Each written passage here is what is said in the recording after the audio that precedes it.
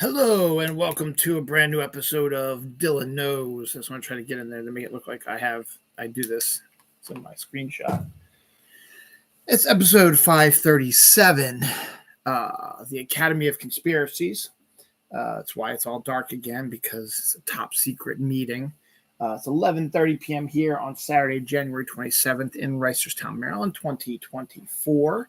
It is presently raining and 44 degrees.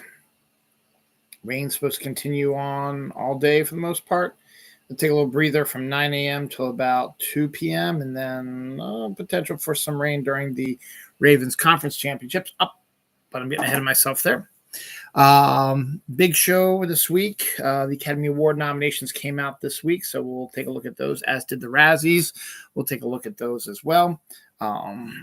We had some other Marvel news. One of my favorite movies of all time is celebrating anniversary. Percy Jackson Season 7. Taylor Swift and the Kelseys had a big role this weekend and this week. We'll talk about that as well as the Taylor Swift slash NFL officiating conspiracy that the Ravens might be facing, but we'll get ahead of ourselves there again. Talk about some trailers. Sydney Sweeney continues her streak for this year.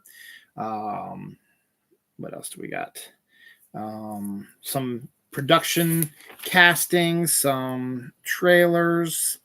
Arc Storm 2.0, which could be huge. Some more NFL stuff.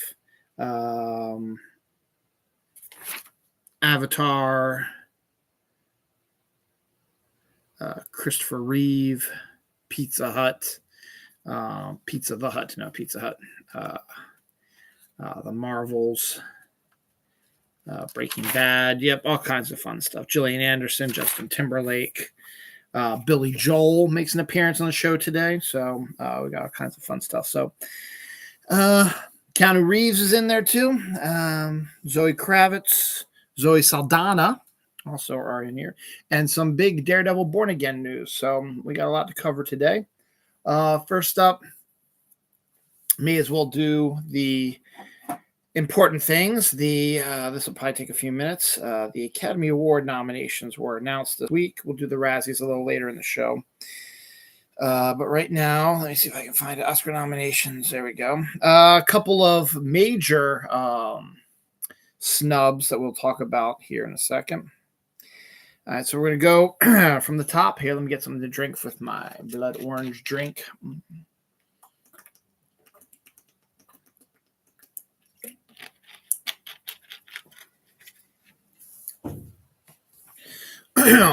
In no particular order. I think there's going to be all of them. Yeah, it's the official Oscars page, so it should be. Actor in a leading role, the nominees are Bradley Cooper for Maestro, Coleman Domingo for Rustin, Paul Giamatti for The Holdovers, Cillian Murphy for Oppenheimer, Jeffrey Wright for American Fiction. I'm not really making my picks right now, but this is Cillian's to lose. He's the favorite in my eyes, but that's besides the point. But we'll talk about that. I will actually do my Oscar picks in about 2 months when the Oscars happen. Actor in a supporting role, the nominees are Sterling K. Brown for American Fiction, Robert De Niro for Killers of the Flower Moon, Robert Downey Jr. for Oppenheimer, Ryan Gosling for Barbie, Mark Ruffalo for Poor Things. Actress in a leading role, nominees are Annette Bening for Nyad, Lily Gladstone for Killers of the Flower Moon, Sandra Hüller for Anatomy of a Fall, Carey Mulligan for Maestro, Emma Stone for Poor Things. You notice who's missing? Margot Robbie for Barbie. Ken got nominated, but Margot Robbie for Barbie did not. That's a huge snub. Actress in a supporting role, the nominees are Emily Blunt for Oppenheimer, Danielle Brooks for The Color Purple, America Ferrera for Barbie, Jodie Foster for Nyad, and Divine Joy Randolph for The Holdovers. Best Animated Feature Film, the nominees are The Boy and His Heron, Elemental, Nimona, Robot Dreams, and Spider-Man Across the Spider-Verse. Excuse me. The nominees for cinematography are El Conde, Edward Lockman for El Conde, Rodrigo Prieto for Killers of the Flower Moon, Matthew Labatique for Maestro, Hoyt von Hoytema for Oppenheimer, Robbie Ryan for Poor Things.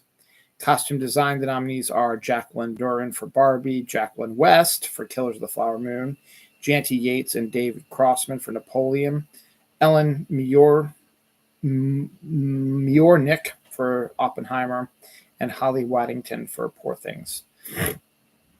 Nominations for directing, the nominees are Justin Triet for Anatomy of a Fall, Martin Scorsese for Killers of the Flower Moon, Christopher Nolan for Oppenheimer, Yorgos Lanthimos for Poor Things, and Jonathan Glazer for The Zone of Interest. No Greta Gerwig for Barbie. Another snub. Documentary feature film, the nominees are Bobby Wine, The People's President, The Eternal Memory, Four Daughters, To Kill a Tiger, 20 Days in Maripol. Nominees for documentary short film are The ABCs of Book Banning, The Barber of Little Rock, Island in Between, The Last Repair Shop, Nine and WIPO. Film editing, the nominees are Anatomy of a Fall, Laurent Seneschal, The Holdovers, Kevin Trent, Killers of the Flower Moon, Thelma Schoonmaker, Oppenheimer, Jennifer Lame, Poor Things, Yorgos Mavropsatridis. International feature film, the nominees are Io Capitano from Italy, Perfect Days from Japan, Society of the Snow from Spain, The Teacher's Lounge from Germany, The Zone of Interest from the United Kingdom. Makeup and hairstyling, the nominees are Golda, Maestro, Oppenheimer, Poor Things, and Society of the Snow. Music original score nominees are American Fiction, Laura Karpman, Indiana Jones and the Dial of Destiny, John Williams, Robbie Robertson for Killers of the Flower Moon, Ludwig Göransson for Oppenheimer, and Jerskin Fendrix for Poor Things. Best original song nominees are The Fire Inside from Flamin' Hot, from Diane Warren, okay. I'm Just Ken from Barbie. It Never Went Away from American Symphony. Never heard of it. Wazahazi, A Song for My People from Killers of the Flower Moon. And What Was I Made For from Barbie. Music by Billie Eilish. Nominees for Best Picture include American Fiction, Anatomy of a Fall, Barbie, The Holdovers, Killers of the Flower Moon, Maestro, Oppenheimer, Past Lives, Poor Things, The Zone of Interest. Nominees for production design, the nominees are Barbie, Killers of the Flower Moon, Napoleon, Oppenheimer, Poor Things. Nominees for animated short film, we have Letters to a Pig, 95 Senses, Our Uniform, Pachyderm, War's Over, inspired by the music of John and Yoko. The nominees for live action short film are The After, Invincible, A Night of Fortune, Red, White, and Blue, The Wonderful Story of Henry Sugar. Ooh, I didn't know that. The nominees for sound, the nominees are The Creator, Maestro, Mission Impossible Dead Reckoning Part 1, Oppenheimer, and The Zone of Interest. The nominees for visual effects, the nominees are The Creator, Godzilla -1, the first ever Godzilla nomination for an Academy Award in 70 years. Guardians of the Galaxy Volume 3, Mission Impossible Dead Reckoning Part 1, and Napoleon. Best Adapted Screenplay, the nominees are American Fiction by Cord Jefferson, Barbie by Greta Gerwig and Noah Baumbach, Oppenheimer by Christopher Nolan, Poor Things by Tony McNamara, and The Zone of Interest by Jonathan Glazer. In original screenplay, the nominees are Anatomy of a Fall, Justin Triet and Arthur Harari, The Holdovers, David Hemmingson, Maestro, Bradley Cooper and Josh Singer, May December, Sammy Birch and Alex Michanik, and Past Lives, Celine Song. And that's your Oscar nomination. So we'll break those down and we'll pick the winners in about 2 months. The Oscars are mid-March sometime, a couple weeks before Easter, because Easter is early this year. So there's your Oscar nominees. And the two major snubs that I saw were Greta Gerwig and Margot Robbie. And that brought up a big firestorm because Ryan Gosling got nominated for being Ken, and well-deserved, by the way. But that's sort of, and America Ferrera did get nominated for Best Supporting Actress, which was well-deserved also. But the fact that the movie of Barbie is basically how the patriarchy makes women disappear kind of had Greta Gerwig and Margot Robbie disappear from the nominations. Kind of shame.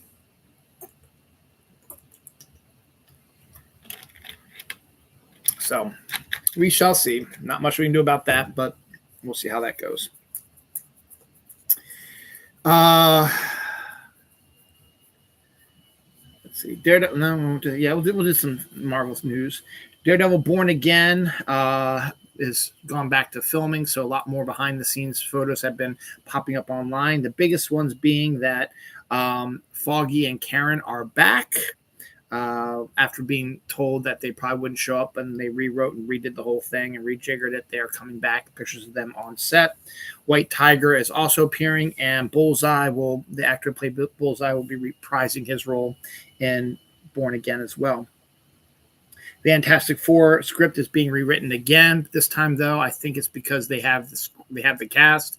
They just haven't announced the cast yet, so they're rewriting it to fit the cast a little bit more. And John David Washington is now in talks to star as Kang, and I think that should be a pretty good choice as well.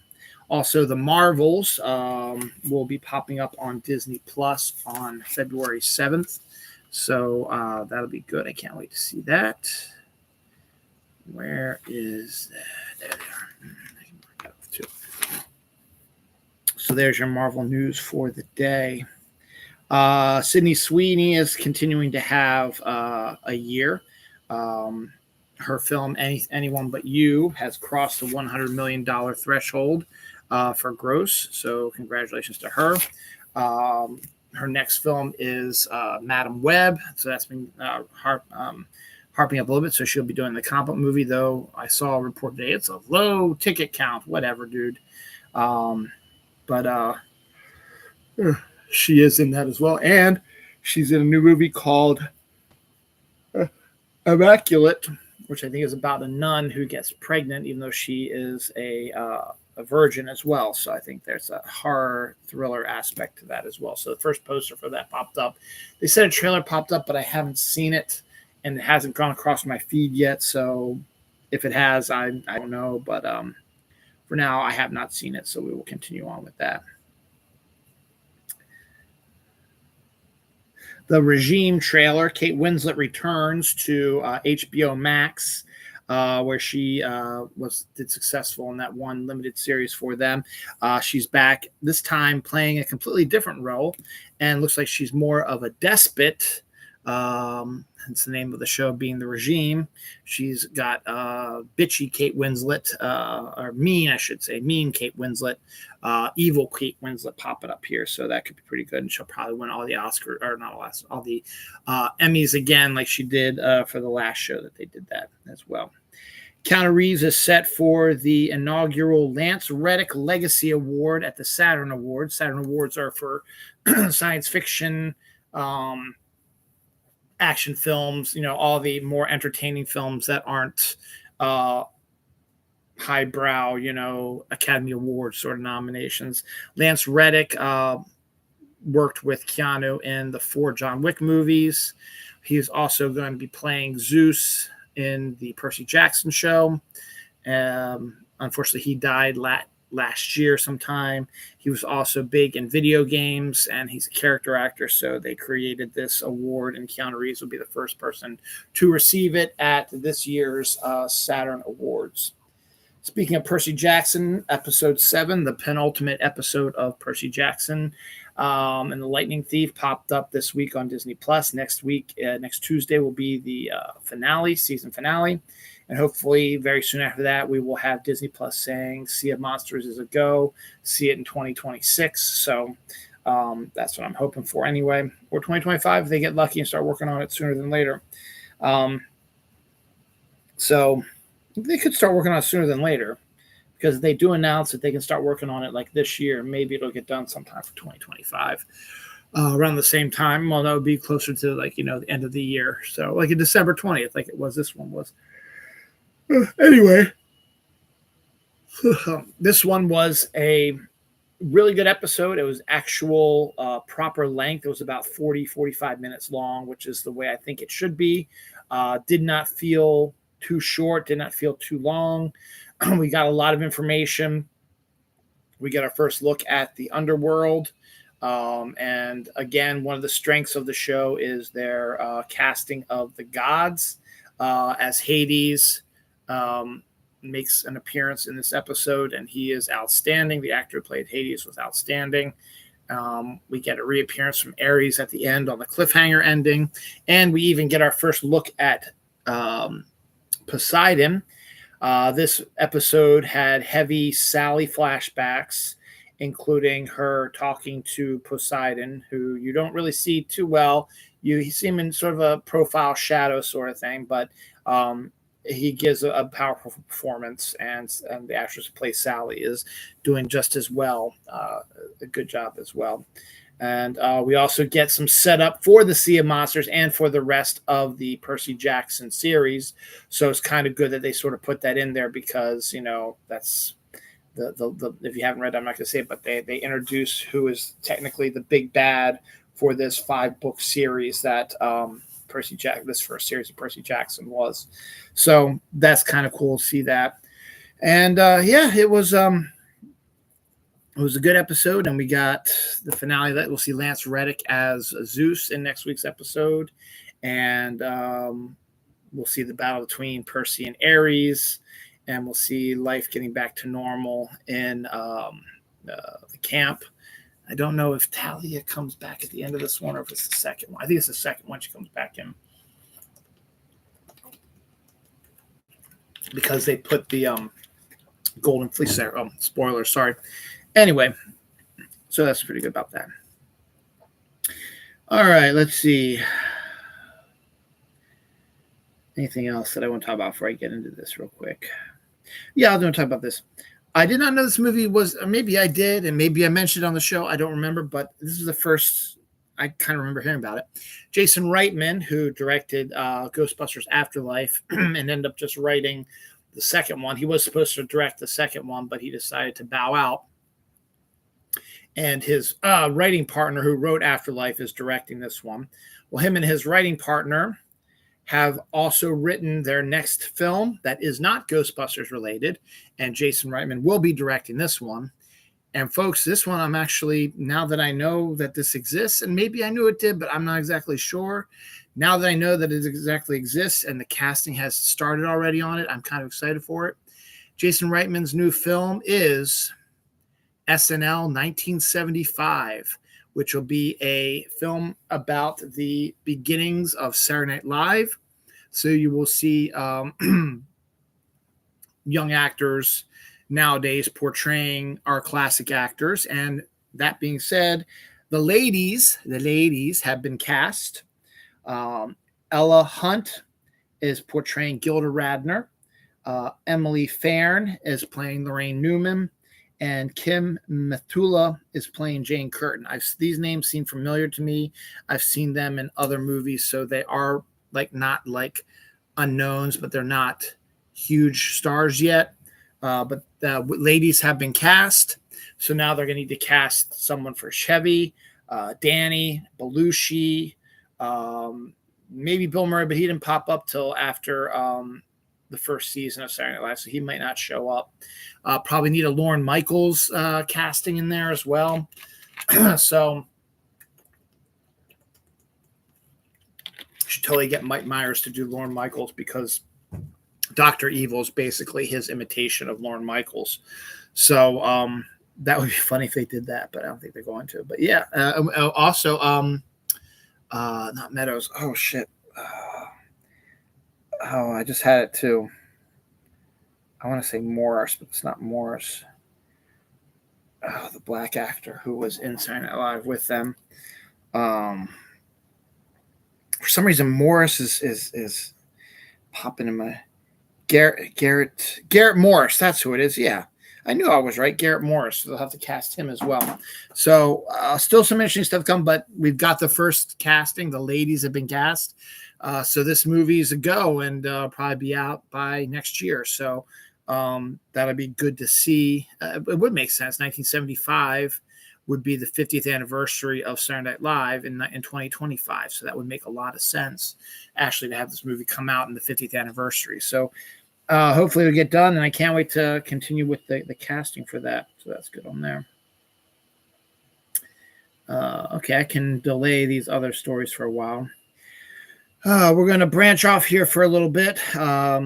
first up, and 20 minutes in sounds about right too. I know a lot of people don't like the sports ball, but the sports ball is one of my passions, particularly the Baltimore Ravens, my football team. And the reason why I'm still talking about them now is because they won their divisional game last week against the Texans and are now hosting the conference championship tomorrow against the Kansas City Chiefs. Winner of that game will go to the Super Bowl.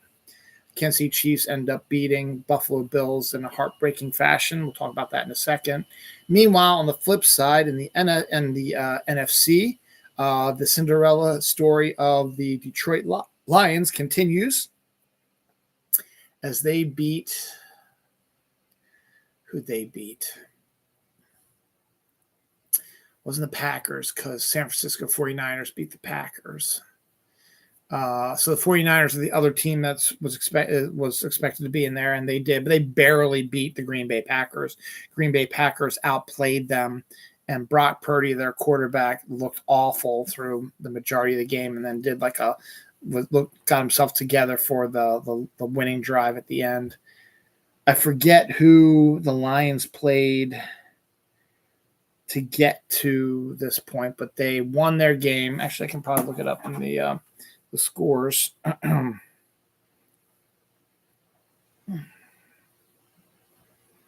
Buccaneers, that's right. So that's who it was. The Ravens dominated the Texans 34-10. The first half started off slowly with the halftime going 10-10 and could have been a whole lot worse. But the Texans' field goal kicker missed a field goal. But after that, the second half was all Ravens, and they looked phenomenal. The 49ers beat the Packers 24-21.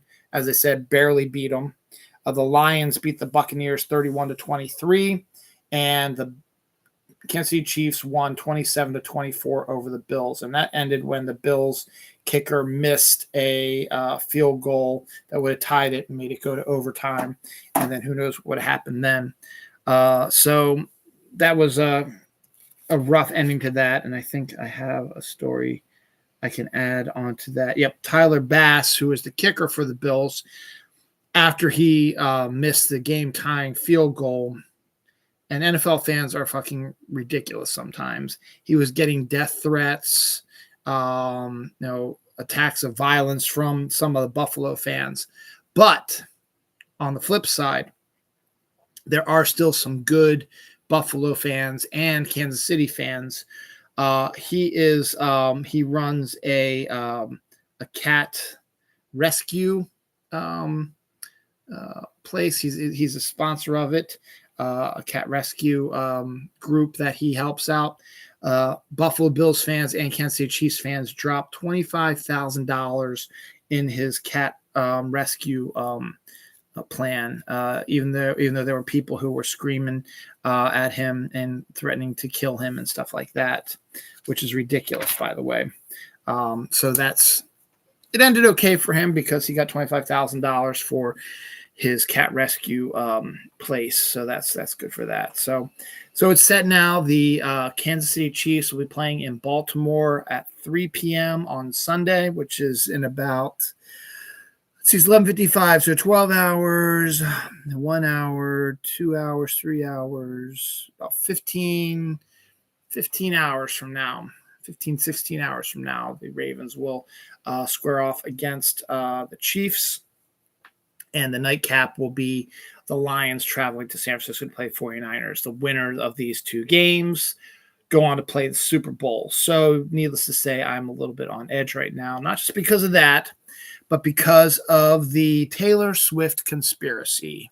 But not just Taylor Swift conspiracy. I should call it the officials Taylor Swift conspiracy.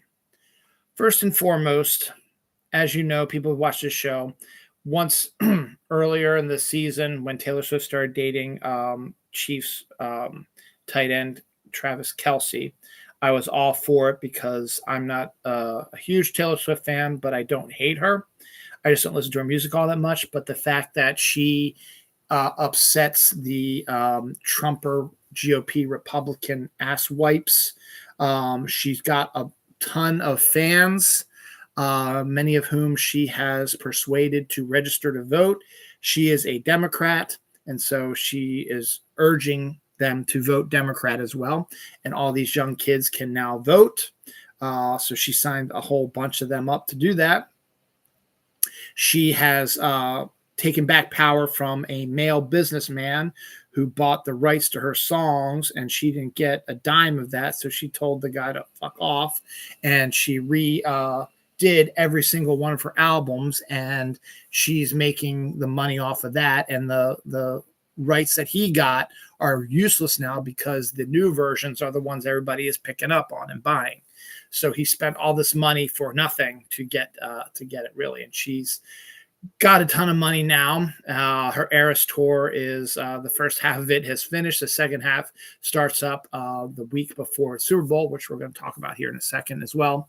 So she's got a huge concert. She's pretty much gone on through October from what it looks like when I looked at the schedule for her remaining dates for her concerts, the Eras tour. So because of all this, she is a billionaire. She became a billionaire this year. And she's very kind to children.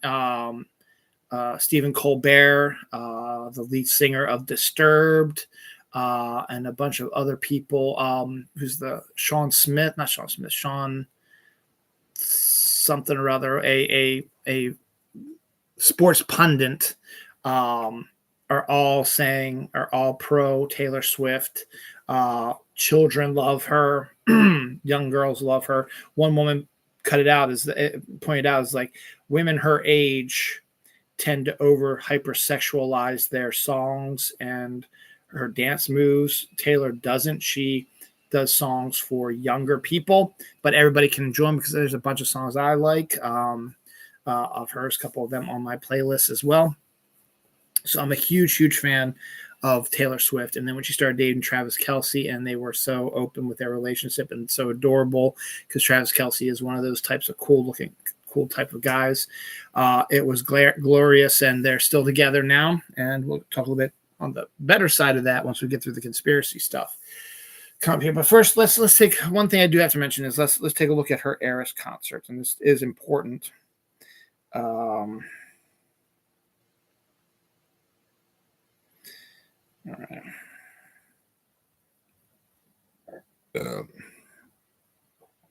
Let's see. All right, she actually has a week off. Okay. So she is starting up her Eras tour again February 7th with 4 shows in Tokyo, Japan. The last one being on February 10th, which is the day before the Super Bowl. And then she restarts her tour again after her break, February 16th in Melbourne, Australia. So she's in Australia for most of the rest of February. Then she goes to Singapore for a lot of shows. Then she goes to France. We're getting to May. So she has a break between March 9th and May 9th. So, March 9th is Singapore, and then she has a break for March, April for a month, 2 months basically. Then she restarts it up in France, Stockholm, and Sweden, I should say, excuse me. Portugal after that, Spain, Edinburgh. That's into June. Liverpool. Cardiff. She's taking a day off on my birthday, yeehaw, and goes to London. July 4th, she her last London date is June 23rd. Her next date after that is July 4th in Amsterdam. So she does have some breaks put in there. Zurich, Switzerland after that. Milan, Italy. Germany. A lot of Germany through most of July there. Now we're in August. Poland, Austria, back to London again, August 15th. Then she's back in America. She ends her London date August 20th, and then restarts her tour October 18th in Miami, Florida, then New Orleans, Indianapolis, Toronto, Vancouver. She'll have a break for Thanksgiving. 23rd November, she's in Toronto. Then her next date is December 6th, Vancouver. And she ends her tour December 8th in Vancouver. So she's still got a whole year to go with little breaks here and there. So, but it looks like in the fall she will be in the United States. So if, the gods align, maybe, well, probably not, but Travis might have an easier time of seeing her in those, but she's got a lot of stuff. So I was wrong. I thought she had to do like another show almost immediately after that Super Bowl, but she actually has a week's break before she has to go to Australia. So this sort of maybe adds some fuel to the conspiracy theory, but sort of puts one of my reasons for not believing in it to shame now. But we'll get into that. So here's the officials Taylor Swift conspiracy. First up, on the NFL side, the officials conspiracy theory. The NFL and Roger Goodell, the commissioner, picked Sean Smith, who is an official, to officiate the Ravens Chiefs home game, Ravens Chiefs conference championship. You could choose any team you want to, but he chose this one. And there's probably a good reason for it, because the NFL and Roger Goodell want the Kansas City Chiefs back in the Super Bowl so they can get the Taylor Swift stuff with her and Travis Kelce, because she would now apparently it looks like she would be able to fly from Japan to Las Vegas to attend the Super Bowl if the Chiefs went there and still be able to rest her voice and do all this stuff before she has to go to Australia. So I thought that she was going to have to do a quick turnaround, but she doesn't have to now. But that's what they want. They want her to go to the Super Bowl so they can get more ratings than they're already going to get, which is ridiculous, because the Super Bowl is always the highest watched event of all time. And they're ignoring the fact that most of the country does not want to see the Kansas City Chiefs in the Super Bowl again. They like to see different teams in the Super Bowl again.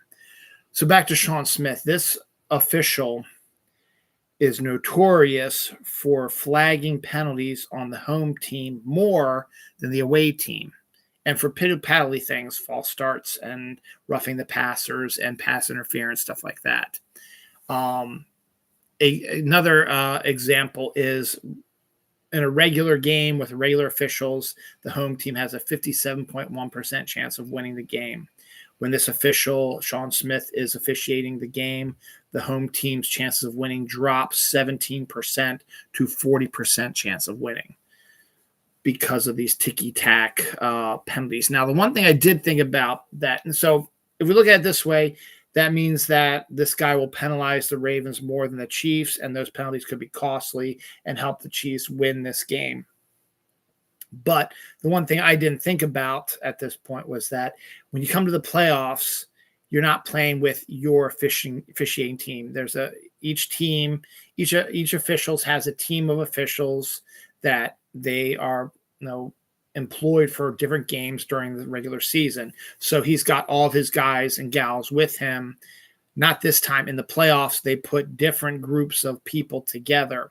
So there's going to be other officials there that Sean Smith has not worked with normally, who might be able to rein in his stuff a little bit, that's what I'm hoping for.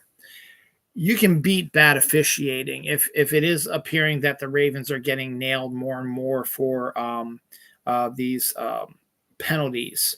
You can defeat bad officiating. The Ravens just have to, just gear up and make sure that the Chiefs don't run away with it. Now, the Ravens are at this point the better team. They are healthy. Lamar Jackson is having an MVP caliber year and is probably going to win the MVP this year. He's different than he was in 2019. He's different than he was when he was last in a playoff game, which is a couple of years ago. He has a better wide receiver core. He has a better offensive coordinator. He's given more leeway, and he's healthy. And we're also getting back Mark Andrews, which is his favorite target. And we're getting back Marlon Humphreys also, who will be in there, I believe, as well, to help clamp down our defense. Our defense is one of the best defenses in the NFL. The Chiefs have not faced defense like us this year. And the Chiefs are definitely not as good as they were last year. They'll also be without their one of the Pro Bowl linemen. One of their wide receivers will be out also with a hip injury, and his wife also just gave birth to their first child, so he's going to be a dad there. And their stud running back Pacheco has a hurt toe, so he's not going to be 100%. He'll still put up some numbers, but he's not going to be as much of a beast as if he was 100% healthy. It is supposed to be raining. I don't know that the weather forecast now looks at it from 3 to 5, will be 40% chance of rain. The majority of the rain is supposed to hit overnight tonight, and by then the field should be dry because of the way the stadium is set up. So we'll see. Another X factor people aren't looking at is the home field advantage. Patrick Mahomes is on record as saying that Baltimore is one of the top 3 places he hates playing in. Not because of the city and the fans, but not because of them being assholes, but because they are so loud. It's hard for him to hear and convey stuff. And this is the first ever conference championship that the Ravens have held or have ever had in the NFL. And they've been to 2 Super Bowls, which were every game was on the road for those. Well, not every game, but the majority of them were on the road. Both conference championships, at least, were on the road for that. Oakland and New England were the 2 places we went to for our Super Bowl years. And the crowd noise last week caused the Texans to have 5 penalties, like 4 false starts and 1 delay of game because the sound was just deafening. This is the first conference championship a Baltimore sports team has had since 1971 when the Colts held it. So the fans are going to be crazy because they can just smell it. And Lamar is just playing at a higher level. The Ravens are playing much better. The 2 teams that the Chiefs beat, the Bills, they almost lost to the Bills except for that freak kick off mistake. Or a field goal, I should say, the field goal. And the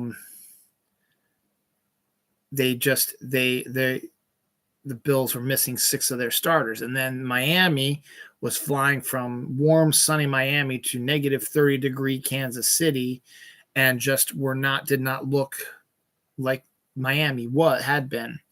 So they looked shitty as well. So the Chiefs are up for a challenge. The Ravens are up for a challenge. And I can see it going both ways. I can actually see the Ravens taking control of this game and winning it in similar fashion they did against the Texans because they've beaten the 49ers, the Lions, the Seahawks, the San Francisco 49ers, the Miami Dolphins, all teams that were in the Super Bowl or not Super Bowl, all teams that were in the playoffs or were vying for playoffs. They demolished them. And these were all teams that had winning records. I think of the 12 wins we had, 12 or 13. 12 and 5. 13 and 4. No, I think we're 13 and 4. The 13 wins we had, like 9 of them were against teams with winning records. And teams that, and that being said, the San Francisco 49ers playing the Detroit Lions for the NFC championship, we beat both those teams. We beat San Francisco, we beat the Lions, and we beat them like drums too. We intercepted Brock Purdy 5 times in our game against them on Christmas Day, and we just demolished the Detroit Lions when they came to Baltimore. So this is the Ravens' game to lose. And the only thing I have high anxiety about right now is the NFL playing dirty, hiring this official who is anti-home team, and using, which is the proper word, using Taylor Swift's relationship with Travis Kelce to make sure that she gets to Las Vegas. Taylor does not have anything to do with this. She is supporting her boyfriend.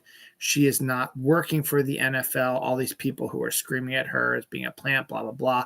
They don't know anything about it. She doesn't want to do this. She just wants to be cheer on her boyfriend and be with his family.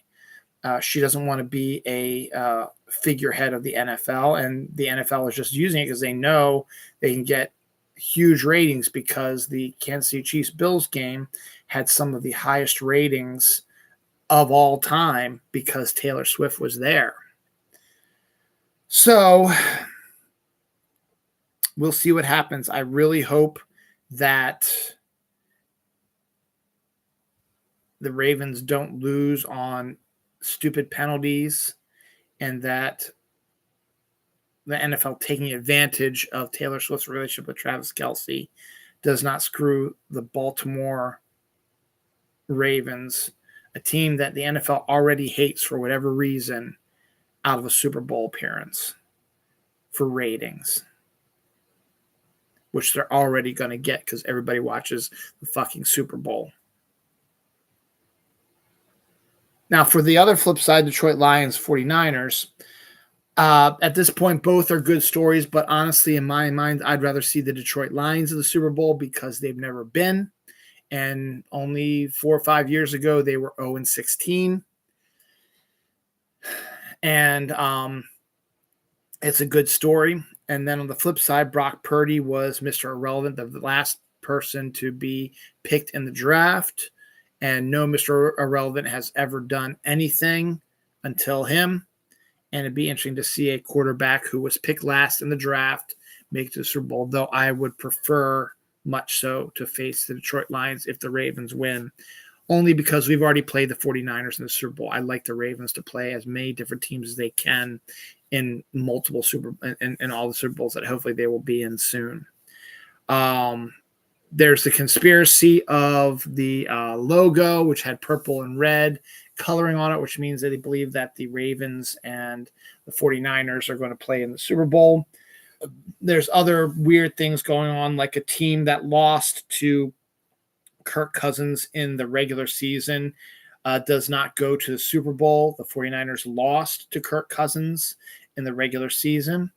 And the other interesting one I saw also was the Josh Allen thing. Anytime a team beats Josh Allen in the playoffs, they lose their next game. And the Kansas City Chiefs beat Josh Allen in the playoffs. So there's a lot of weird stuff going on. And if the Ravens just play their game, they stay focused and can handle Mahomes and Travis Kelce, I think the Ravens can dominate in this game. Again, I think it could go either way. I think they could win 34-10, 34-17. I also think they could win 27-23, something like that. I can see either way. It's going to be fun. It's going to be nerve-wracking. My anxiety is going to be at an all-time high. And at this time next week, you will know if we're going to Super Bowl or not. So thank you for that. On the good Taylor Swift side, we know Travis Kelce is a huge family guy, and Jason Kelce is his older brother, and Kylie Kelce is fantastic. She's great, and they have their podcast, stuff like that. Up to this point, as far as we know, Taylor had not officially met Jason and Kylie face to face until last Sunday's conference or divisional game. The Chiefs played in Buffalo, where Taylor was in the box along with Jason and Kylie. Now, Jason's crazy guy anyway. His team is out of the playoffs. They lost in their first round. And Jason's a big party sort of guy, so he wanted to go through Bill's Mafia since it was in Buffalo where the game was being played. And he wanted to jump into a table like the Bills Mafia does, but unfortunately he could not find one. So he did walk through the parking lot trying to find a table to jump through, but there just wasn't any. But he did drink a shot from a bowling ball, which is something else that they do. And then when he got to the private box, when Travis scored a touchdown, Jason tore off his shirt, jumped out of the box, and cheered his brother and chugged a beer. And then other times he would go out and got out of the box again, shirtless, and just mingle with the people. In fact, he saw a little girl who held up a sign saying, "I love Taylor Swift," or something like that, picked her up and had her show the poster to Taylor, who waved back at her. So Jason was having a blast, and it was nice to see Kylie and Taylor having some photographs of them chit-chatting, which was nice, and also seeing Taylor and Jason high-fiving and talking as well, which shows that she's getting along with her potential soon-to-be brother-in-law and sister-in-law, if things go according to plan. So we'll see what happens. Here's the thing also. Taylor's been the dutiful girlfriend going to all of Travis's games, and Travis has gone down and saw like 2 of her concerts, I think, in Argentina. I think it would be nice if they don't make it to the Super Bowl, that he might join her in Tokyo, or at least maybe in Australia, and go to a couple of her concerts during this world tour before he has to start working on next season as well. So we'll see what happens. It's only good, she's supporting you, and Travis is the type of guy who I can actually totally see this, but that would be kind of good if Kansas City lost. Then Travis could maybe go with her for her opening of her Eras, the second leg of her Eras tour, go to Tokyo with her and spend the weekend leading to the Super Bowl over there with her. Might go to a couple of shows there and then make it back in time for the Super Bowl if he wants to hang out there. He doesn't have to go, obviously, and I don't think he's up for any awards, so he doesn't really need to be there. So I think that would be nice too. So fingers crossed. I'm going to be a mess, but hopefully by 6:30 tomorrow, or I should say it's 12:19 a.m. So 6:30 in 12 hours. So it's about 18 hours. We'll know if the Ravens are going to Super Bowl, and I will be absolutely ecstatic if we are. It's been a while, and I really want them to get to the Super Bowl, and I think this is their year. They have the best team. This is the best team they've had in a long time.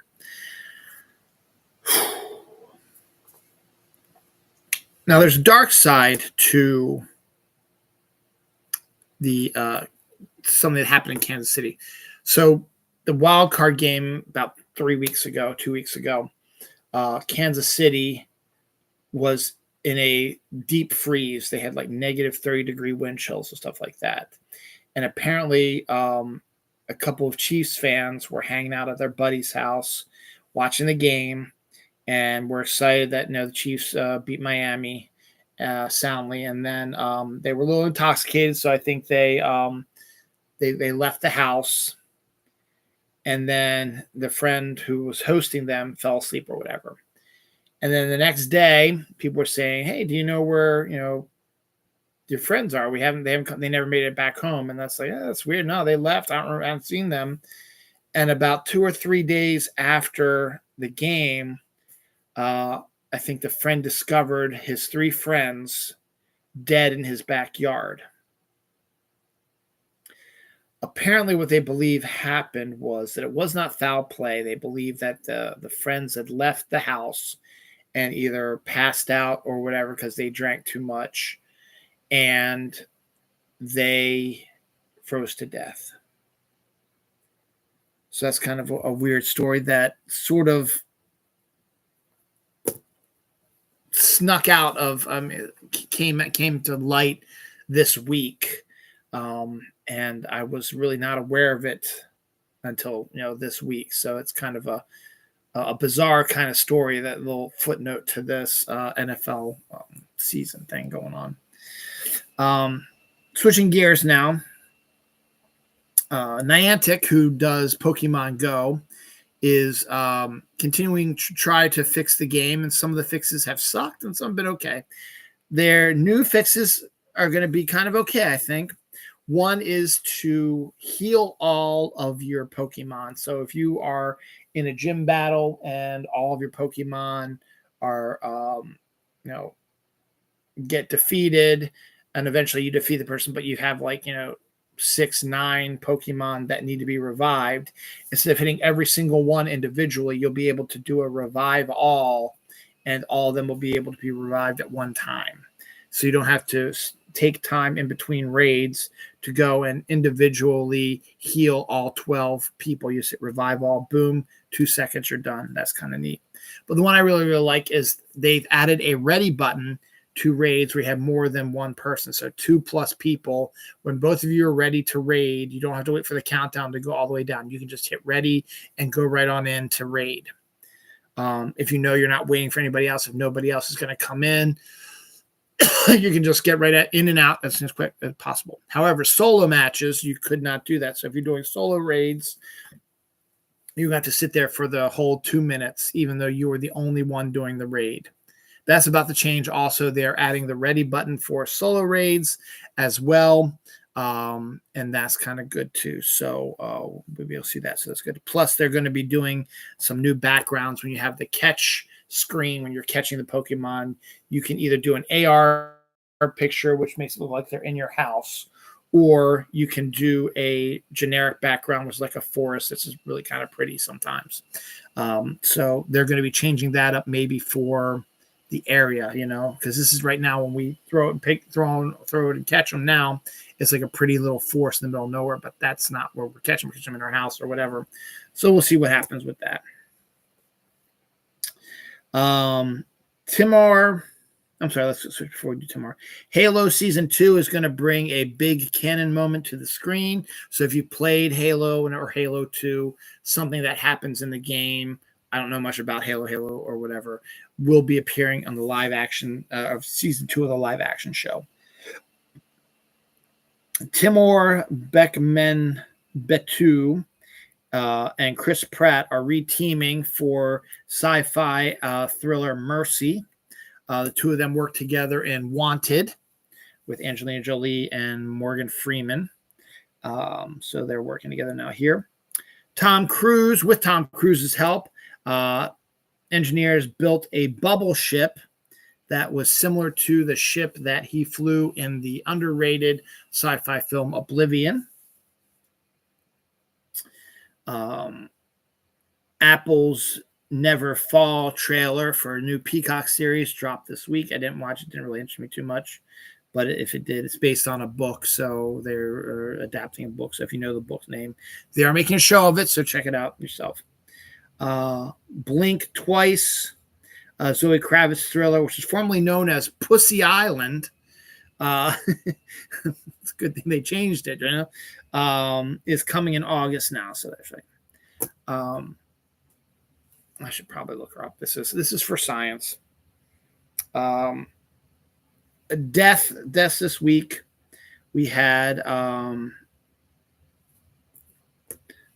Amanda Hanlon, a Memphis TV anchor, died at the age of 38 due to complications from a medical emergency she had. And let's look this lady up here. And porn actress Jessie Jane died at the age of 43. Oh, there she is, right? Trending topic. So,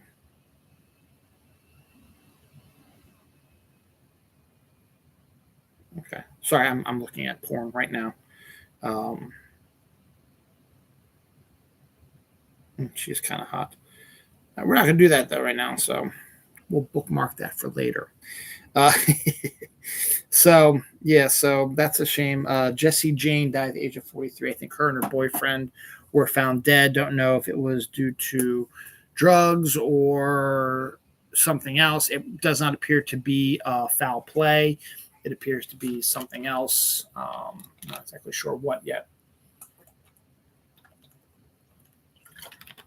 Oh, wait, I need to do something real quick. Give me a second here.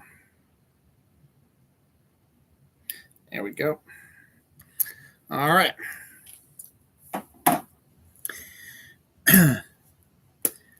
Anniversaries, one of my favorite movies of all time, is having an anniversary. Before Sunrise debuted this week 29 years ago. I didn't 1995. I probably wasn't in the mood at that time because at that time my girlfriend had just broken up with me, so I was suffering from heartache. Now I wish it would have been playing at the movie theater near us. I probably would have gone and seen it, but I think I waited till they put it out on video like 3 months later, January, like in the spring, because I remember going to the video store, and that's when I first saw it, was at the video, getting it at the video store. So before Sunrise, 29 years ago, that means next year is its 30th anniversary, which is outstanding.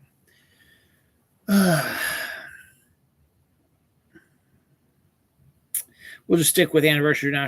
The movie version of the musical Chicago came out 22 years ago this week. The reboot of Rambo, older Rambo right now, came out 16 years ago this week. The Count of Monte Cristo, I saw this one in the movie theater, actually. It's been this week, 22 years ago this week, with Guy Pearce. It was a good film. And Casablanca, 81 years old this week. So last year was the 80th anniversary of it. Was not aware of that, or maybe I was, and I just didn't know. I guess I'll just start at the top and work my way down. Zoe Saldana wants to appear in one last Star Trek movie. She enjoyed her time as Uhura and really wants to experience it at least one more time for one last ride. So we'll see if that, as I said last week, they are still in production of it, or pre-production, or green light, or whatever. They're working on it, and they hope to have it out here soon. Long Bright River casts Amanda Seyfried in the suspense thriller series from Peacock. I'm thinking it might have already been filmed, and they are going to be showing it later this year, but I haven't seen anything for it. Meet Ricky Stenicki trailer, starring John Cena, Zac Efron, Andrew Sanders, and William H. Macy, and I can't tell who that other person is, William H. Rush or something like that. It's from Peter Farrelly, part of the Farrelly brothers, who did There's Something About Mary. What's the other ones that they've done? Dumb and Dumber, stuff like that. And but it's just Peter Farrelly, and it's a comedy about three friends who created a fake friend that they lied to their families about, so they can get out of doing things they didn't like if there was going to be some sort of party or whatever that they didn't want to be a part of. They would say Ricky needs them, so they would go see Ricky, and they end up going to like a baseball game or a football game or Vegas for the weekend or something like that. There was no Ricky Stenicki, and it was just a way for them to get away from their families and do what they wanted to do. However, something comes up where people are starting to suspect that Ricky Stenicki does not exist, and they don't want to get caught because they've been doing this lie for 20 plus years. They don't want to get caught up in the lie and lose it. So they decide to find someone to portray Ricky Stenicki, and they discover a porn, musical imitator, like musician imitator, who's played by John Cena. So basically he's done porno movies, but he's also a really good impersonator of musicians. They have him doing an impersonation of Alice Cooper and a few other people as well. And so they hire him to be their friend Ricky and have him come and meet their families to prove that Ricky lives. And so John Cena learns about the history of Ricky, all the stuff they said that he's had cancer and this and that. So he has to portray that as well. And as always, he's a lonely guy and he discovers this family, stuff like that. So it's going to be part stupid comedy, part heartwarming thing. And it's continuing John Cena showing a good acting side for him. So we'll see how that goes. But that actually looks a lot better than I thought it would. I think it's going to be on Prime on March 7th. So I might be able, it's not going to be in movie theaters. I don't think so. I'll be able to watch it on Prime, which I do have Prime. So I might be able to check that out. So that'd be good. Monkey Man trailer came out this week as well. It's due out April 5th. Dev Patel directs and stars in what is a John Wick type of movie from producer Jordan Peele. It just basically looks like when he was a younger man, he portrayed a spiritual being named the Monkey Man, put on a monkey mask and beat the shit out of someone who was trying to take over his country because he's an Indian. But something happened and he lost his memory of how to do stuff, whatever. And the regime has taken over and is, treating the country as a piece of shit, and the people have no hope. And then something happens, like his mother gets killed, and it sort of sparks something out of him, and he has to delve back into the persona of Monkey Man now as a grown-up to try to save his people from this regime. It's a very John Wick stylized action film. It looks very similar to John Wick in a lot of the action sequences. So could still be pretty interesting, but it's going to be different enough, I think, to make it interesting. The Bad Batch Season 3 trailer, the animated spinoff of Clone Wars, debuts this trailer for its final season. And it also brings back Eris Ventress, who was a villain from the Clone Wars, who was thought to be dead, but is not. Trailer and poster for Jake Gyllenhaal's Roadhouse remake came out, and yeah, it looks like a shitty remake. Sorry, Jake, you're stacked and stuff like that, but it looks like a shitty remake. Sorry, it just does.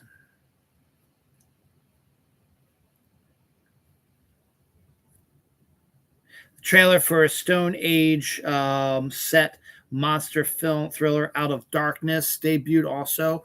We don't have a lot of Stone Age caveman movies out there. This one is like a horror action film where it's cavemen taking on demonic monster type things. So that's pretty kind of cool.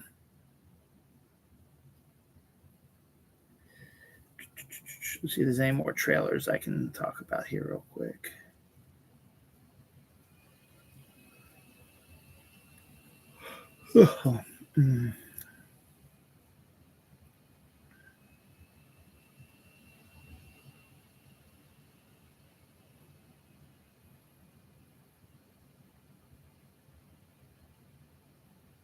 Oh yeah, the final trailer for The Ones Who Live, the Walking Dead spinoff, set to debut February 25th, came out, just showing more of the show. Jon Stewart has signed on to host The Daily Show every Monday through the election. So he's coming back to The Daily Show for one show a week. Michael Mann has written a new Manhunt novel, which is going to begin a literary franchise and eventually probably a cinematic franchise. Microsoft is laying off 1,900 video game workers, mostly from the video game group Blizzard for Activision, which is a shame.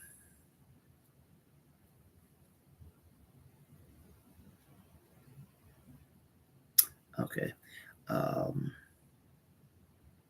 young dancer dies after eating mislabeled cookies from a famous grocery store, Steve Lennon, something like that. It's a big wherever it's from. She's 25 years old and she had an allergy to peanuts. The box did not say anything that this cookie had peanuts in it. So she ate it and died of anaphylactic shock because it had peanuts in it, but it was not labeled as having peanuts in it. So there's going to be some big trouble coming down the lane for that. Jim Harbaugh, John Harbaugh, coach of the Ravens, brother Jim Harbaugh, and former Ravens, one of the Ravens quarterbacks at one time, is joining the Los Angeles Chargers as their new head coach, which is very interesting because the Los Angeles Chargers will be playing the Baltimore Ravens next season in Los Angeles. So we're going to have the Harbaugh Brothers Bowl. Again, they faced off against each other back in 2012, our Super Bowl season, when Jim was coaching the San Francisco 49ers and Colin Kaepernick. They played on Thanksgiving night. The Ravens beat them on Thanksgiving night, and then they ended up playing them in the Super Bowl. First time two brothers coached against each other in a Super Bowl. The Ravens ended up winning that one, and now we're going to have this game, the Chargers playing the Ravens in Los Angeles, and we have an opportunity that we could see more of these if the Chargers end up overtaking the Kansas City Chiefs and the Ravens continue to be number one, or wherever they end up. If they end up in the same division, like if the Chargers are second, the Ravens are second. If the Chargers are first, the Ravens are first. If the Chargers are third, the Ravens are third, so on and so forth. They will play each other the next year because that's how the schedule works out. So there could be multiple Harbaugh Bowls in the future, but right now we know for certain that there will be one coming up in the new season, which again leads to probably is going to be either a Thanksgiving night game, Christmas Day game,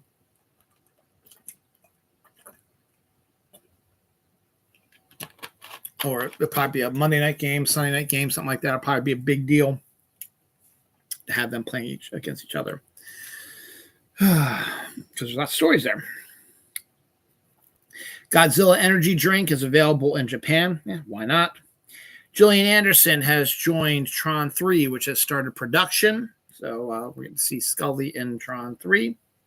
Justin Timberlake releases his first single in almost 19, 20, 21, about 5-6 years.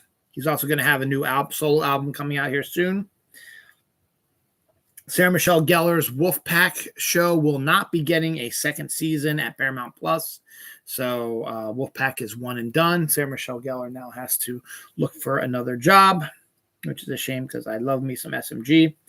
Louis Pullman, the son of Bill Pullman, is now the front runner to take over as Sentry in the Thunderbolts movie. So that's good. Louis Pullman was in Top Gun Maverick, so he does have some credentials that he does look like his famous father. So that's pretty cool to see that. So that'd be good to see him rolling there and have him working with Wyatt Russell, who's Kurt Russell's son. So I think that'd be kind of cool if they did that. So hopefully he will. Science. Actually, no, before science, the Hippodrome, the local news, the Hippodrome, the local theater that does a lot of the traveling Broadway shows. They had a fantastic season this year. Their new season, the 2024-25 season, was announced on Friday. And it's lacking, in my opinion. Nothing really jumping out at me that I really want to see. Last season, there was a ton of stuff I wanted to see. This season, they're doing Juliet, which is a musical based on Romeo and Juliet. MJ, which is a musical based on Michael Jackson. The Life of Pi, which I did not know was a musical based on the movie. Annie, classic. Lion King, a classic. Shucked, which I did not know existed until the Thanksgiving Macy's Day Parade when they did a number from that. Some Like It Hot, based on the movie. Chicago, which is a classic as well. And Come From Away, which is one that a lot of people know about. I don't know anything about. So Come From Away might be the big draw for this season of the Hippodrome. But to me, there's nothing that's jumping out. No Mamma Mia, no Book of Mormon, nothing like that. So let's see that. Now we go to science.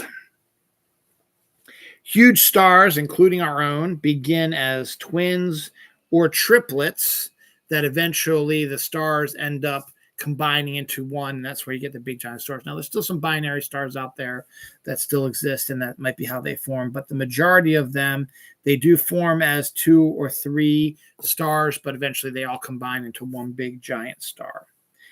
NASA's Mars helicopter Ingenuity has flown its last mission after suffering rotor damage, so we will not see any more helicopter flights, but it did what it was supposed to do, so and it was successful, so now they can go back to the drawing board and do a better one that can go longer distances and get more view, and then maybe even drop it into Titan, which would be fantastic in my opinion.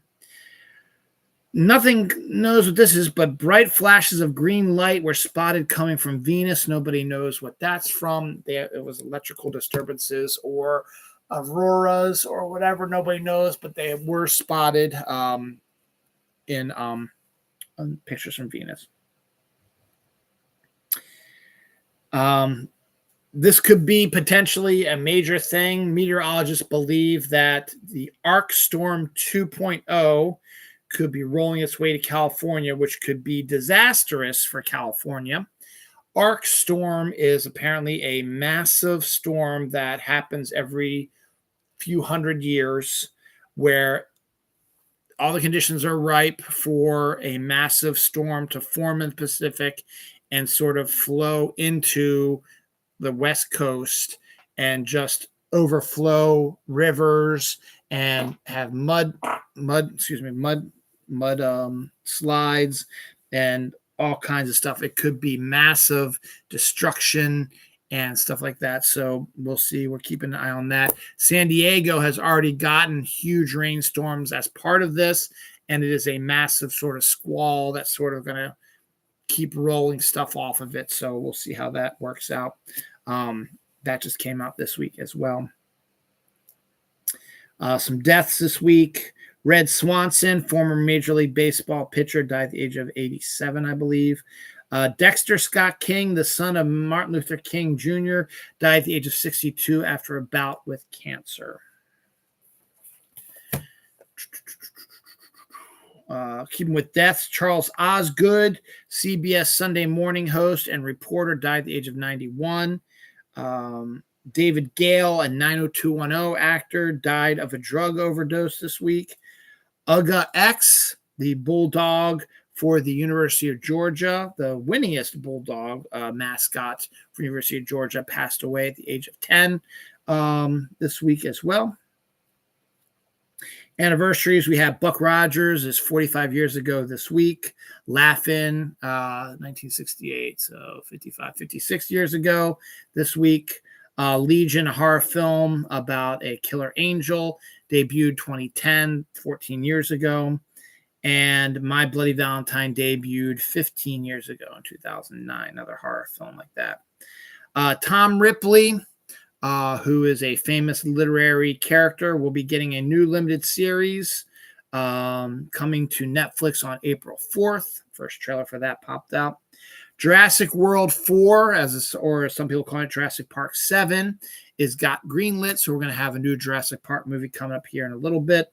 Hopefully maybe with new characters, stuff like that, because we think that the Chris Pratt trilogy ran its course, as did the original Steven Spielberg trilogy ran its course as well. So we'll see, maybe see a whole brand new take on Jurassic Park and Jurassic, just dinosaurs interacting with humans, could be a continued interesting thing as well. The Constellation trailer, Noomi Rapace and Jonathan Banks star in a science fiction thriller mystery on Apple TV, set to debut February 21st. First trailer for it came out, and it gave you a pretty good idea of what the story's about.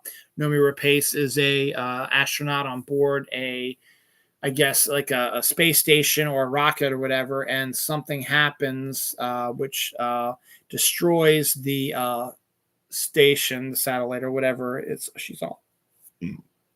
Excuse me. But she's able to escape back to Earth. But when she wakes up, some things are slightly off.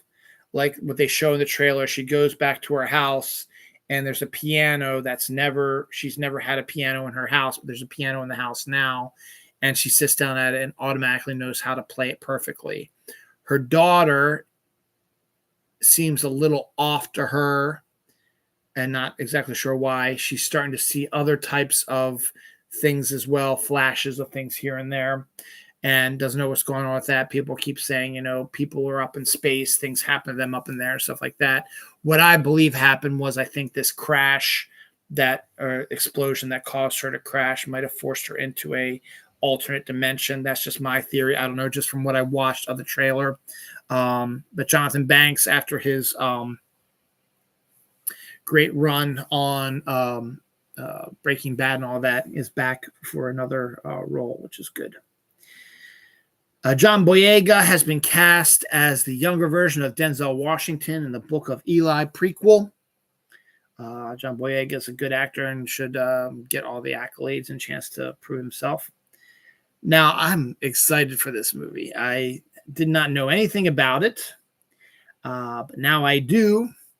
It's not set to debut until June 7th on Netflix, but I will be watching it very shortly after that. The movie is called Hitman. And you're like, really, Dylan? You're going to watch a movie called Hitman? I am, for a number of reasons. One, directed by Richard Linklater. Richard Linklater was the director of Before Sunrise, Before Sunset, some of my favorite movies of all time. It stars Glenn Powell, who's also having himself quite a year. He and Sydney Sweeney cracked the $100 million mark in Anyone But You. And he's coming off of Top Gun Maverick. He's having himself a time now here too. He plays a hitman who, it's a very short trailer that we show, but from what I gather, he's a hitman who falls in love with the woman who hires him.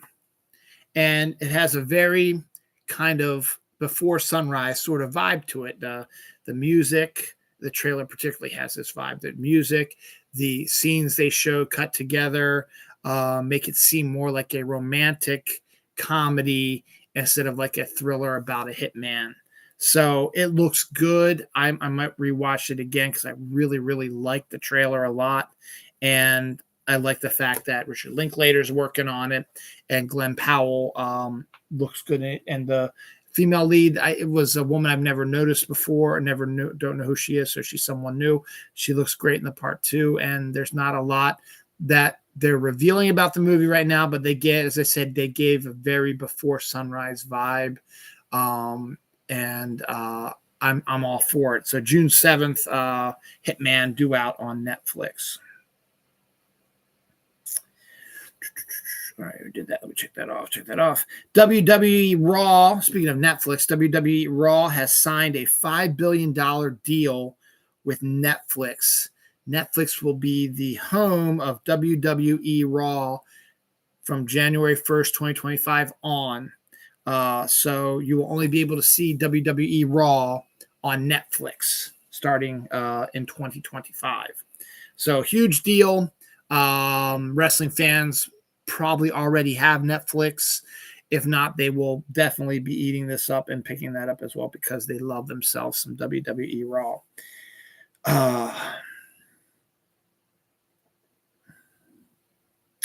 Boy Kills World, the movie with one of the Skarsgård kids. It was acquired by Lionsgate and will debut in 2024. So here's some other sports ball. It's not football, but baseball. Adrian Beltre, Joe Mauer, and Todd Helton have all been chosen to be inducted into the Major League Baseball Hall of Fame. I've always been a huge Joe Mauer fan. Adrian Beltre was always a name I knew also, and Todd Helton. Those are all guys I really, really liked as well. So good on that. Avatar, The Last Airbender live action trailer also on Netflix, February 22nd, released their first trailer. It looks outstanding. It looks like that they're nailing this live action stuff after their One Piece show. This looks fantastic. I'm actually excited to see it. I want to check it out February 22nd, not too far from now. Billy Joel, along with, much like Justin Timberlake, Billy Joel will be releasing his first new single in years called Turn the Lights Back On. So he's still working on stuff. So there we go. It's more food stuff. Sasquatch Sunset is a film starring Jesse Eisenberg and Riley Keough. And it debuted at Sundance, and people were freaked out about it. Sasquatch Sunset is basically a movie that follows a family of Sasquatches. Apparently, the movie has Sasquatch sex, Sasquatch vomiting, other bodily fluids. They say it's kind of disgusting in a lot of parts, but the fact is it is all sort of a Sasquatch, Bigfoot-esque movie. It intrigues me, actually. Sasquatch sex and Sasquatch fluids just seems like rather odd. I can see why people might not be enjoying it. Palo World, which is the hottest game out now, debuted on Steam, is the third biggest game ever. It's been compared to Pokemon. In fact, they have a Pokemon mod that the Pokemon group is trying to get them to stop. Other big things about it is you can capture humans and make them work for you, which is a big thing. So I don't know much about Palo World, but apparently it is one of the biggest things out there now. Princess Peach is getting her debut video game coming out here very soon, and on March 22nd, actually. And to celebrate it, they're going to be releasing pink Joy-Cons to go along with it. So you can do that as well. The mummified skin from a creature that lived 290 million years ago is older than the dinosaurs. So that's a crazy thing there. Let's talk some food here. Milky Way coffee. I wish I could find some of that because that sounds delicious. Chocolate caramel coffee altogether. Sounds outstanding, and I'd like to try that. So hopefully we'll see that soon. Bacon cheddar popcorn and Kraft mac and cheese popcorn are things that are coming out here soon as well. Apple cinnamon bread batter from Pillsbury. You can make apple cinnamon bread now from their bread batter, from Pillsbury bread batter, so that looks pretty good. Just in time for Easter, creamsicle flavored jelly beans, which could be very interesting. Orange vanilla flavored type of jelly beans are going to be out in time for Easter this year. Oreo has been kind of quiet with some of the new flavors. They're changing that up. Their new release is due out on January 29th, which today is the 28th. Don't due out Monday, right? I think so. So yeah, Monday at the grocery store, we should see these. Oreo Space Dunk cookies are due out one on January 29th, and the picture I saw of them had multicolor cream. Red and blue, I think, were the cream colors to match, I guess, sort of the galaxy sort of colors. Could be really interesting. Looks really good. So I will probably pick up a pack of those if my grocery store has them starting on Monday. Monday is usually when I do my big grocery shopping for the week. So if they have them, I will probably pick them up then.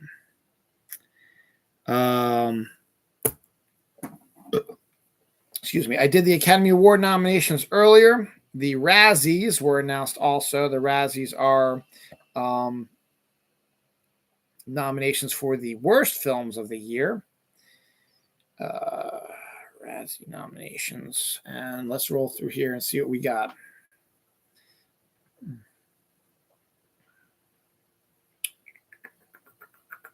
Worst Picture: The Exorcist Believer, Expendables 4, Meg 2: The Trench, Shazam! Fury of the Gods, and Winnie the Pooh: Blood and Honey.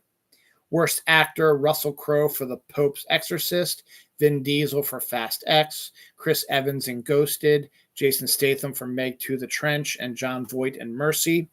Worst Actress: the nominees are Ana de Armas for Ghosted, Megan Fox for Johnny and Clyde, Salma Hayek for Magic Mike's Last Dance, Jennifer Lopez for The Mother, and Dame Helen Mirren for Shazam! Fury of the Gods. Worst supporting actress, Kim Cattrall for About My Father, Megan Fox for Expendables 4, Bai Ling for Johnny and Clyde, Lucy Liu for Shazam! Fury of the Gods, Mary Stuart Masterson in Five Nights at Freddy's.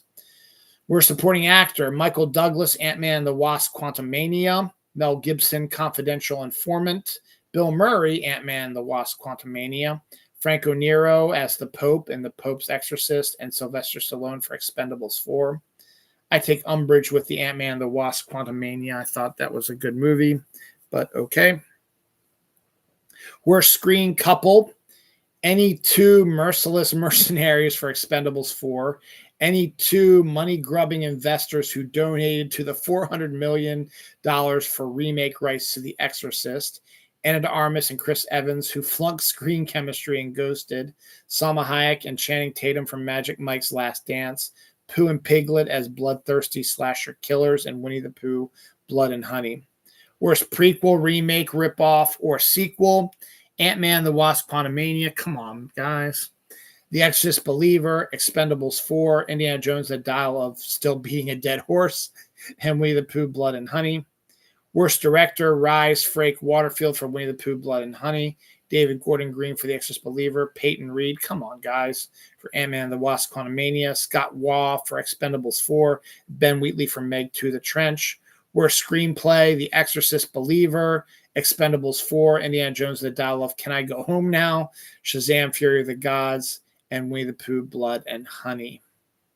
So it was weird that, they picked out, Shazam! Fury of the Gods for a lot of their worst stuff, but then didn't do it for other things as well and did Ant-Man instead. I like, as I said, I understand why people hate Ant-Man 3, but I think it's not warranted. But that's just me. So those are the Razzies for you. So we have the the Arc 2 Storm, which I just talked about. Here's something else that's coming in 2024. 2 cicada broods are about to emerge at the same time. The first time these broods have doubled up since 1803.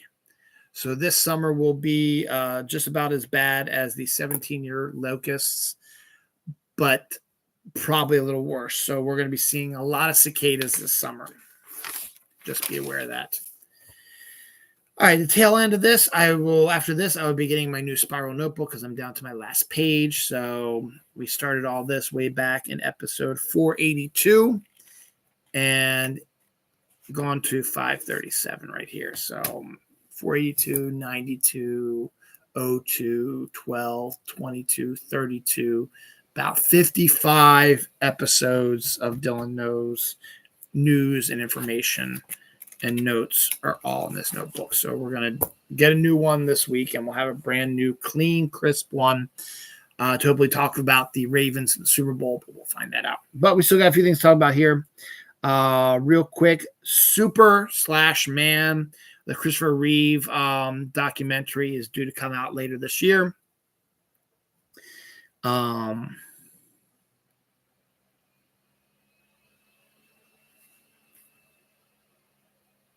A wild bear is confused by a dancing Santa. So there's a video of a bear who was sniffing around a porch, and someone had a dancing Santa up on their porch, and the bear sniffed it and made it start dancing. And it was kind of freaked out by that.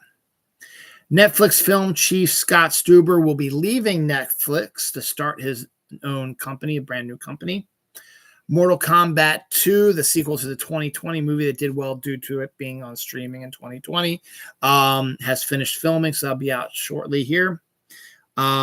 Creators of the Teenage Mutant Ninja Turtles gets a historical marker.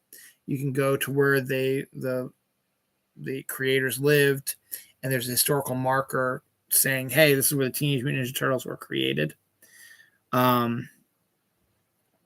This looks fake to me, but I love just mentioning this stuff. A 4-legged dark alien creature was spotted on Mars via Opportunity. When you first saw the picture, it's off there in the distance, and when they did a close-up, it looks like a a dog sort of like creature with 4 legs. But then they did an even closer close up, and in that even closer close up, it looks like a rock. So I'm not putting anything in that, but they're really pushing that. That was one of my alternate like history or alternate science groups I follow on Facebook just to look at the crazy stuff they come up with. But it was neat looking, and I thought, oh, that's kind of cool. And then when they did the extreme close up, I was like, no, that's a rock. That's easy to tell on that one. Pizza Hut has launched a ramen pizza. I mean, ramen is huge now, but now they're going to have a ramen pizza. That's interesting. Before we get to the last story of the week, an anniversary, Breaking Bad debuted 16 years ago this week. And one last death, a big one, director Norman Jewison passed away. He directed Moonstruck and I believe Other People's Money, but let me check and make sure. I think he directed that, but I will give you a list of everything that he directed. Norman Jewison.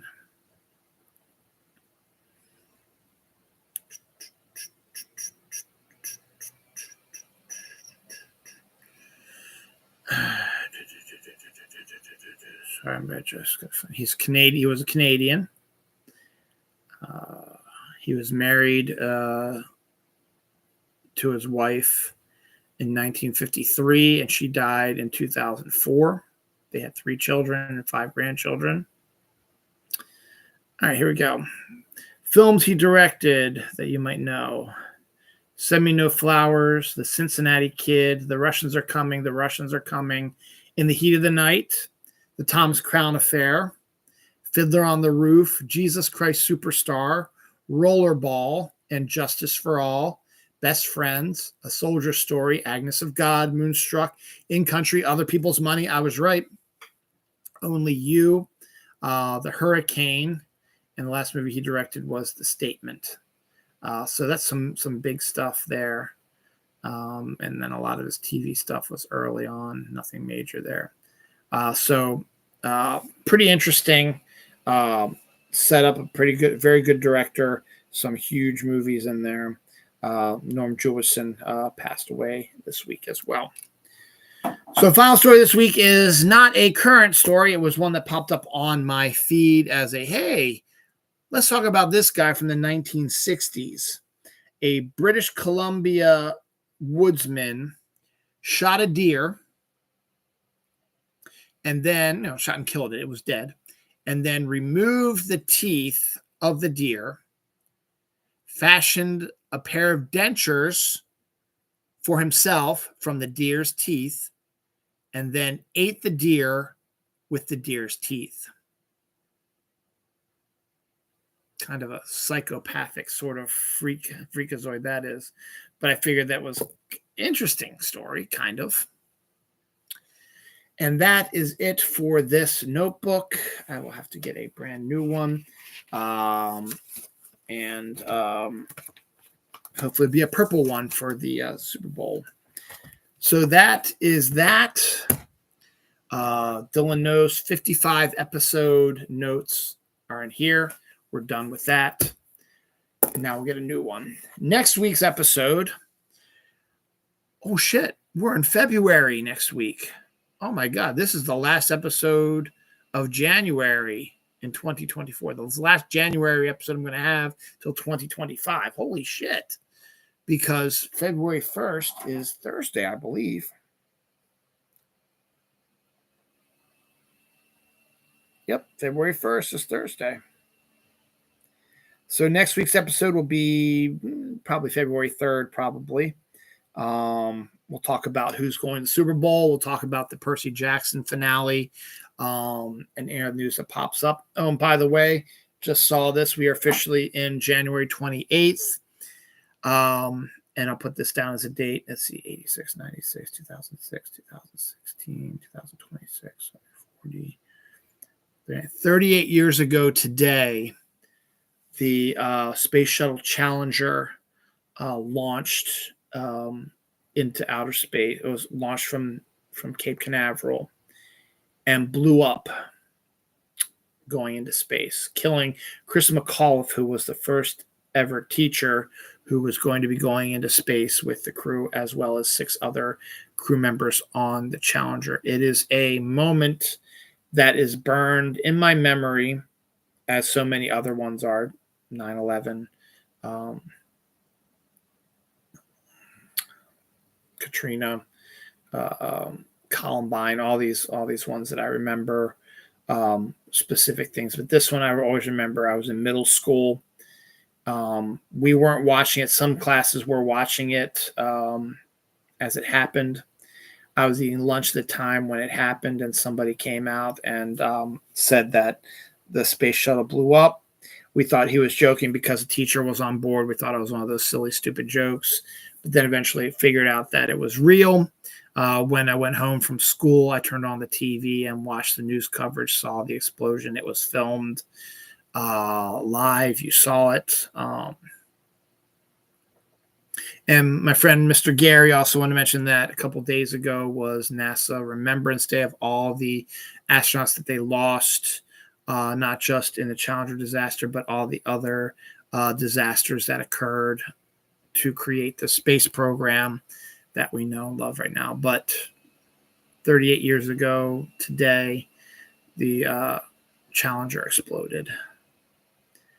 So, moment of pause for a moment of silence real quick.